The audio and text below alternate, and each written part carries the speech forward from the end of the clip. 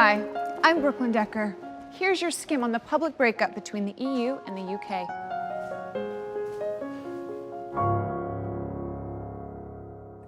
Last year, the UK decided to consciously uncouple from the European Union. It was called a Brexit. Get it? British exit. They tested out a couple of different names: Exish, Great Splittin', United Kingdom, to let the door hit you on the way out, British Isles, see you later. I think we can all agree Brexit was the best option. First, let's back up and talk about how this romance began. The EU is a squad of 28 members, including the United Kingdom.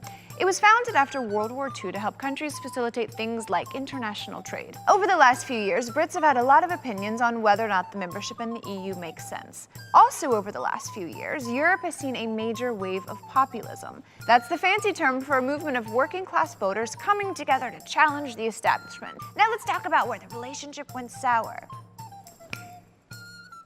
Tea sandwiches?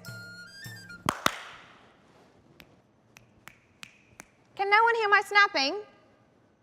Team Let's Stay Together said being a part of the EU meant an upper hand in global negotiations, and it meant that other European countries could buy a lot of UK exports, which is great for jobs at home. The team captains on this side were people like former Prime Minister David Cameron and my personal patronus, J.K. Rowling.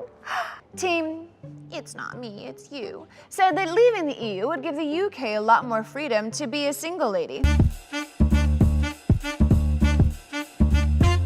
This team was not a fan of EU membership fees or the fact that the UK had to roll out the welcome mat to immigrants from other EU countries. The team captains on this side were people like former London Mayor Boris Johnson and his hair twin, President Donald Trump, who supported Brexit from across the pond.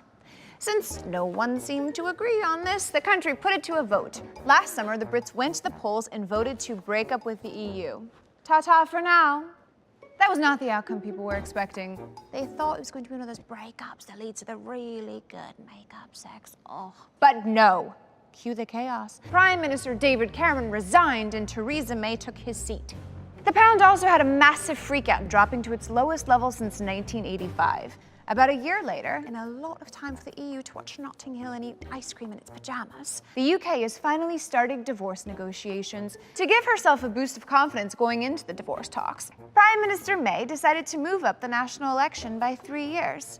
Yes, she can do that. But her plan backfired. May's party didn't get the majority it needed, and it had to scramble for support in order to stay in power. So May still has the prime minister job for now, but the whole ordeal didn't quite boost her ego like she thought it would. It could take up to 2 years before the UK is single and ready to mingle.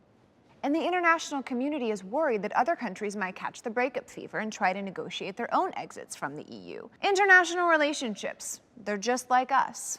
You know what? I don't like tea. Can someone bring me some coffee?